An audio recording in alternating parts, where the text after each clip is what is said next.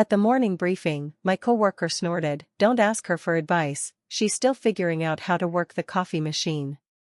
Everyone laughed as he added, "Bless her, she's trying so hard." I smiled, pulled up my work statistics compared to his on the big screen, real time, and sat down without saying a word. He was written up before lunch and given a final warning he didn't survive. So I started this new job in Kansas City about 4 months ago. Not a huge company, but big enough where you don't know everyone's name unless they're in your department or loud enough to make themselves known. It was a corporate office setting, mostly open floor with a couple private offices along the sides, and a big shared break room with one of those overpriced, unnecessarily complicated coffee machines. The kind that requires a manual and a user agreement to get a decent cup. I was still figuring things out. Not just the machine, but the software, the acronyms everyone kept throwing around like they were candy, and of course, the social politics. You know how it is in these environments, people form little cliques, there's a pecking order, and if you're the new one, you keep your head down and your mouth shut until you've earned your space. That's what I was doing. And then there was Brent. Brent was one of those guys who had been there too long. You could smell it on him. That stale, smug scent of entitlement that comes from years of thinking you're irreplaceable. He wasn't even particularly good at his job anymore, but he was loud, cocky, and full of stories about how things used to be before the company started changing. I'd heard from a few coworkers that he had a reputation for picking on new hires, especially women, but I hadn't been on his radar until that Monday morning. Monday mornings at our company meant the briefing. It's not formal. We don't sit around a conference table with ties and notepads, but it's serious enough. The team gathers around the big TV screen by the windows, and the floor manager, Alicia, runs through numbers, updates, and whatever new directives corporate's throwing our way that week. Sometimes it's boring. Sometimes it's intense. That morning, it became personal. Alicia had just wrapped up her slide on regional performance and asked if anyone had questions about the new CRM tool we were being on board with. I had one. It wasn't a dumb question, just something specific I hadn't gotten clarity on during the last training call. So I raised my hand, waited for her nod, and started to ask. Brent didn't even let me finish.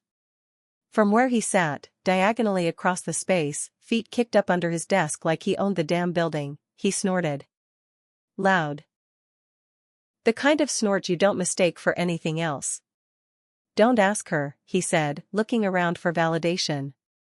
"She's still trying to figure out how to use the coffee machine." A few people laughed. Not everyone. But enough. I remember seeing Sheila from marketing drop her eyes and pretend to sip her drink. Daryl chuckled a little too hard and slapped his desk like Brent had just delivered a Netflix-worthy punchline. And Brent, oh, he loved it. He leaned back, hands behind his head, big smug grin across his face. "Bless her," he added, with fake pity dripping off every word. "She's trying so hard." Something about the way he said it, the way he made it sound like I was this pathetic little intern with no clue what I was doing, flipped a switch in me. I could have laughed it off. Could have swallowed it. That's what they expect, right? Smile and move on. Don't make waves. Don't be too sensitive.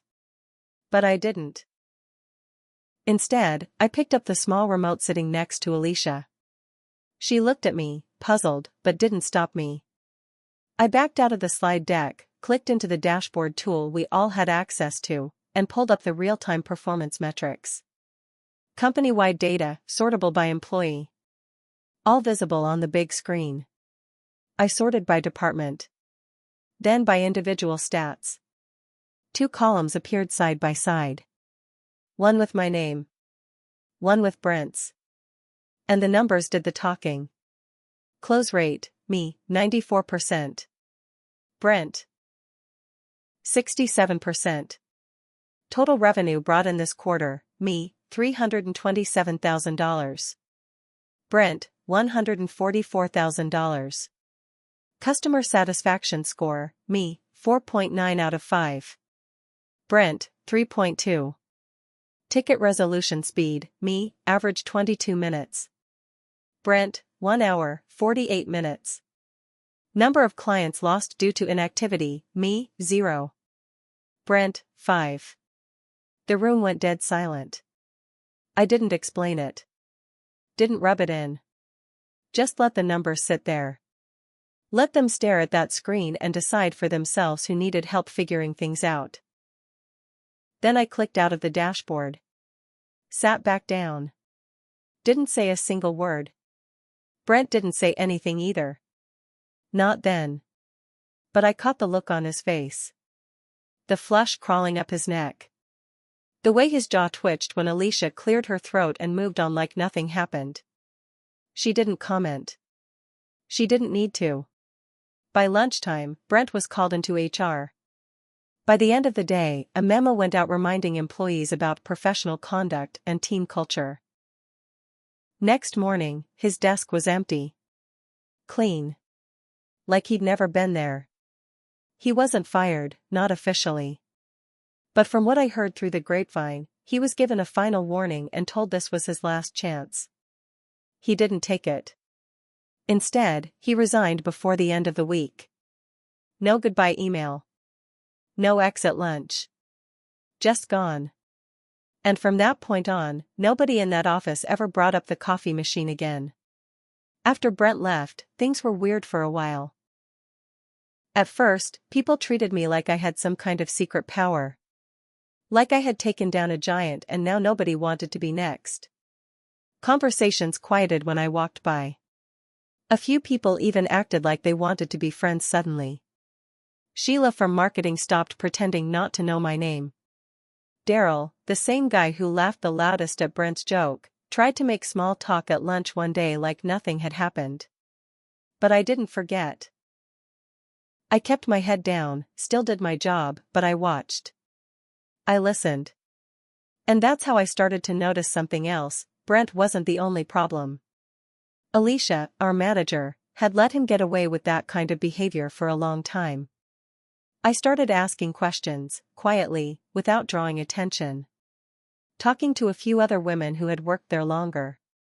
Two of them, Jenna from billing and Marcy from client services, opened up to me after we stayed late one evening. Both had been targeted by Brent before. Jenna said he used to accidentally schedule meetings for her during her lunch breaks, and once left her off a big email chain just to make her look bad in front of a client. Marcy said he once took credit for a whole project she built out, and Alicia backed him because he needed the win. I asked why they didn't report it. Jenna just laughed, bitter. Report it to who? Alicia? HR? They all play golf together. And that was when the second wave of anger started building in me. I had assumed taking down Brent would be enough. But he wasn't working alone, not really. He got away with things because others let him. Covered for him. Laughed along. And I wasn't okay with that. So I started keeping notes. Emails. Meetings. Anything shady or suspicious, I documented. I wasn't digging for dirt, I didn't have to. It showed up on its own. Like when Alicia started leaving me out of key meetings I used to be part of. Or when she asked me to take on support tasks that didn't match my role, like redoing reports someone else screwed up. Or when my promotion review got pushed back because other team needs are more urgent right now. It wasn't hard to see the pattern. I was being punished. Quietly. Professionally. But it was punishment just the same. I kept working. Kept delivering. Kept winning over clients. But I also kept building my file. I started talking to Marcy and Jenna more regularly. We shared stories. Screenshots. Patterns. Then something happened that shifted everything. A new hire joined. Her name was Ava. She was young, mid-20s, bright, eager, fresh out of her MBA program. Sharp as hell. And within 2 weeks, Alicia was already treating her like a burden. I saw it happen. The same cycle. The backhanded compliments. The subtle exclusion. The fake smiles in front of executives and the dismissiveness when no one else was looking. Ava came to me one afternoon looking shaken after a one-on-one. She said I asked too many questions, Ava told me, voice barely above a whisper. That I need to learn to read the room if I want to last here. That's when I knew it was time. Not just to defend myself, but to expose what was going on. I put together everything I had. The numbers. The patterns. The emails. The screenshots. The quiet retaliation. I wrote a detailed report and sent it directly to the regional director, someone I'd met once during a quarterly visit. I didn't send it from my work email. I sent it from personal, backed up by dates, documents, and testimony from Marcy and Jenna, who were brave enough to let me include their stories, anonymously. 3 weeks passed before I heard anything. Then, one Thursday morning, a calendar invite popped up, private meeting, HR plus regional management. What do you think happened next? That Thursday morning, I walked into the conference room with my heart pounding. It was just me, the HR rep, Aaron, who barely made eye contact, and Greg, the regional director, the same guy I'd sent the report to. He was already seated, hands folded on the table, face unreadable. I expected to be interrogated. Maybe even accused of making trouble. That's what happens sometimes, right? You speak up and they paint you as difficult. But Greg didn't do that. He nodded toward the seat across from him and said, "Thanks for coming. I read everything." Aaron stayed quiet. For the next 20 minutes, Greg asked me questions, calm, specific, methodical. He'd clearly looked through every detail of my report. He asked about dates, about meetings, about who else was present. He never once asked if I was exaggerating. He didn't have to. I had receipts for everything. When we were done, I asked the question that had been eating at me for weeks. Is anything actually going to change? He looked at me, serious. Yes, he said.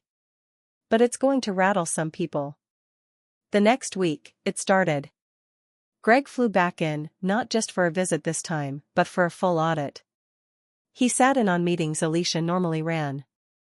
He asked other employees one-on-one about team dynamics, about their experience working under Alicia, about the culture.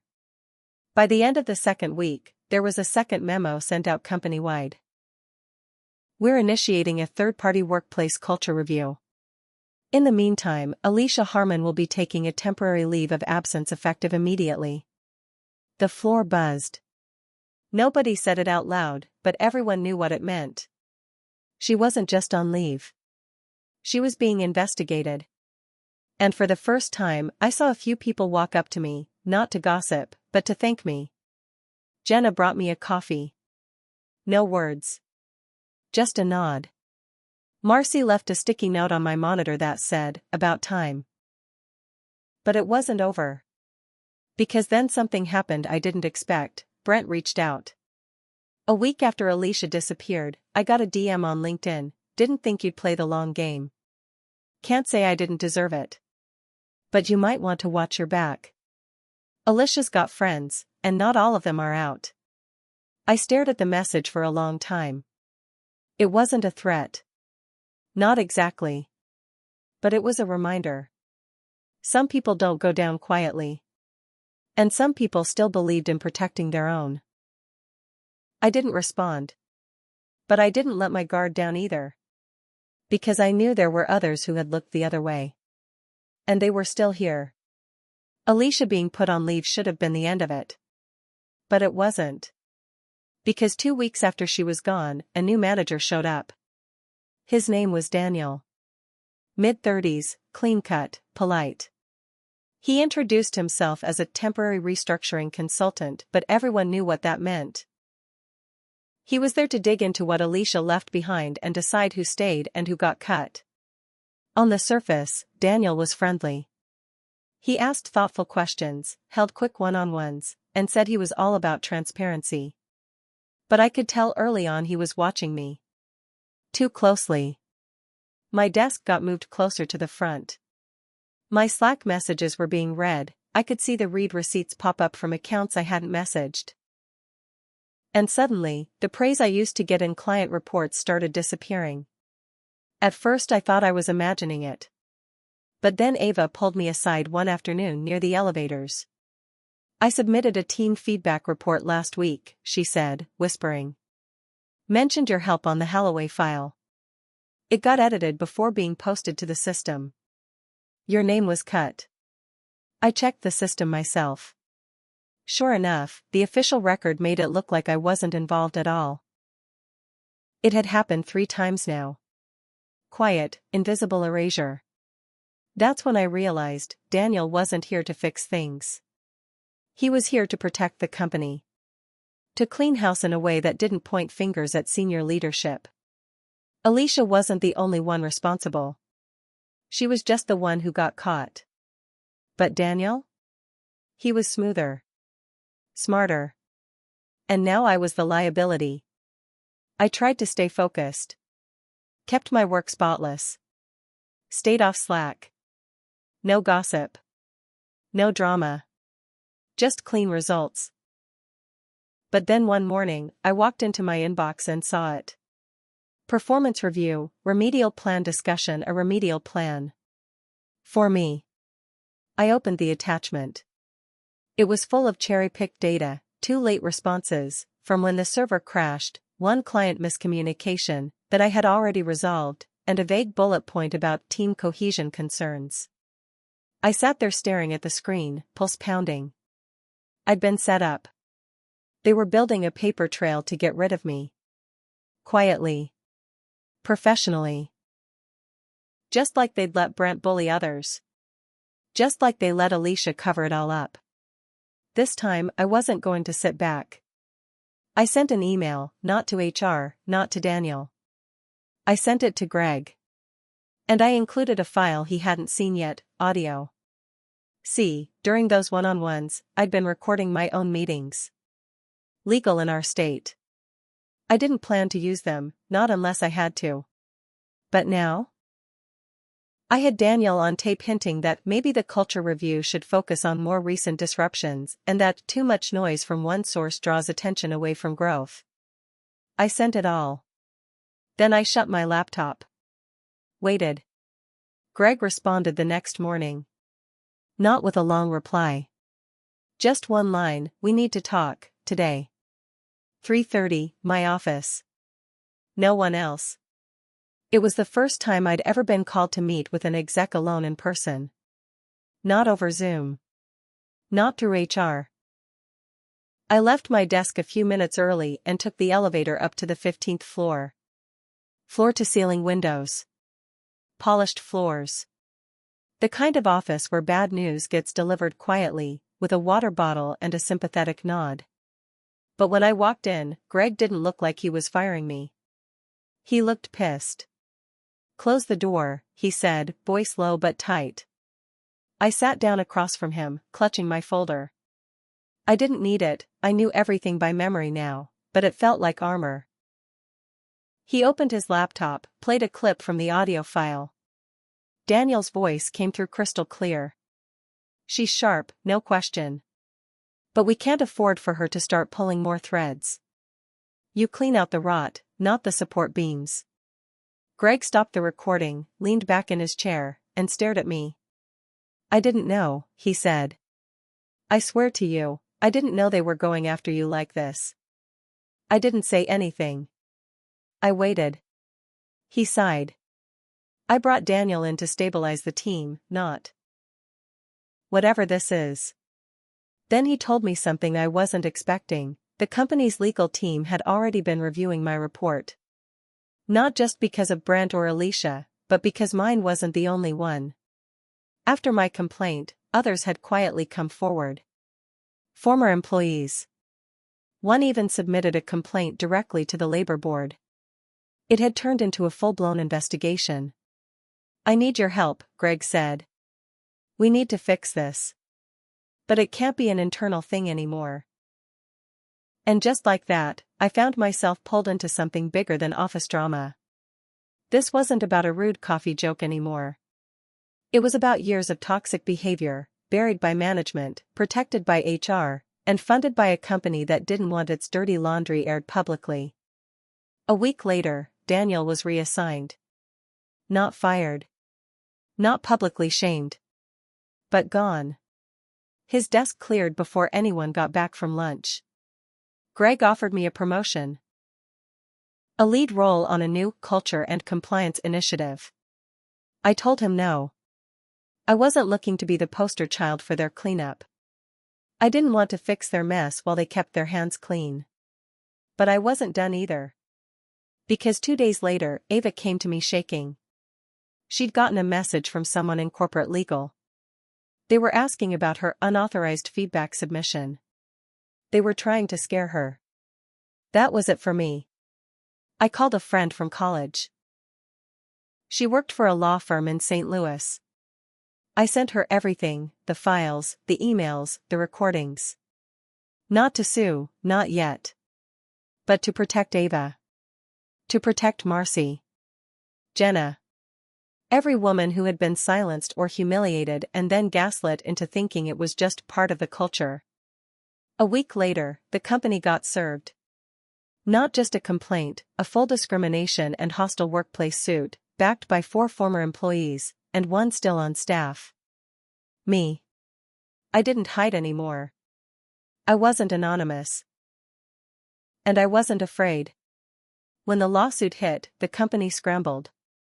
I mean full-on panic. The official email they sent out to the staff was full of neutral PR speak, regrettable circumstances, ongoing review, commitment to improvement, but behind closed doors, they were bleeding. Greg called me in again, offered me a settlement to walk away. 6 months' salary. Clean letter of recommendation. NDA attached, of course. I told him no. I wasn't doing this for a check. I wasn't doing it for a promotion, or recognition, or to climb some ladder they built to favor guys like Brent. I wanted change. And I wanted them to feel it. I kept going. I worked with my lawyer. I met with the other women. Some of us were scared, yeah. But most of us were just done being quiet. The firm filed for discovery. We dug deep. HR records. Termination files. The stuff they thought was buried. Turns out Brent had 3 formal complaints filed against him. 1 marked unsubstantiated even though it came with screenshots. Alicia had coached 2 witnesses on what to say in a discrimination interview. And Daniel? He'd been brought in not as a neutral consultant, but under the direction of one of the company's board members, a family friend. It was wrought all the way up. And the press got wind. A regional business blog leaked the story. Then a bigger site picked it up. Toxic culture at, company name, exposed by whistleblower. They didn't name me, but by then, everyone knew. I walked into work the next day and people looked at me like I was radioactive. Some avoided me. Some whispered. A few nodded, respectful but distant, like they didn't want to get caught in the fallout. And Greg? He stepped down. Officially, it was a personal decision. But his resignation email went out the same day the board announced a third-party review and an executive restructure. HR's head vanished the following week. The settlement offers got bigger. They reached out again, 6 figures this time, plus a statement saying they thanked me for my courage. All I had to do was sign. I still said no. I didn't want their thanks. I wanted them exposed. And they were. The lawsuit settled, eventually. Not in court, they didn't want the public trial. But the conditions? I made sure of them. Public acknowledgement of wrongdoing. Back pay for every woman who'd been passed over unfairly. Reinstatement of jobs for those who were forced out. A clean record for Ava. And mandatory ethics training led by an outside firm. They tried to exclude me from returning. Said it wouldn't be a good fit anymore. I smiled, leaned in close, and said, then write me a check with enough zeros to prove it. They did. And I walked away. Not quietly. Not angry, either. Just done. But I left a note on the break room fridge before I cleared out my desk. Don't ask me how to work the coffee machine. Ask Brent where to find a job. I never went back. But word spread. And now, when I go to